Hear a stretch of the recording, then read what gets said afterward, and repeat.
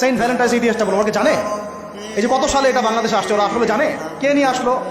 দেখেন ওটা বললামই, ওটা আনার পরে জেনা, ব্যভিচার, ফ্রি মিক্সিং, বাণিজ্য সব বেড়ে গেল। এটাকে কেন্দ্র করে কর্পোরেটরা এখন বাণিজ্য করতেছে। শুধুমাত্র এই দিবসে শুনেন, আর এগুলো বলতে চাইনি, আমি বলতে বাধ্য হচ্ছি, শুধুমাত্র এই দিবসে কোটি কোটি টাকা বিক্রি হয়, জানেন? এটা শুধু শুধু কয়েকটা কান্ট্রির পরিসংখ্যান, সারা বিশ্বের পরিসংখ্যান দিলে তো আপনার চোখ কপালে উঠে যাবে। কি হচ্ছে আর কি হচ্ছে না। মনে করেন আপনার ঘরে একজন মহিলা আছেন যার মাহরাম নাই, তার উপর হজই ফরজ হয় নাই। মাহরাম ছাড়া যার হজই ফরজ হয় না, তাকে মাহরাম ছাড়া এভাবে হোটেলে একটা ছেলের সাথে বাইকে যেতে কে বলছে?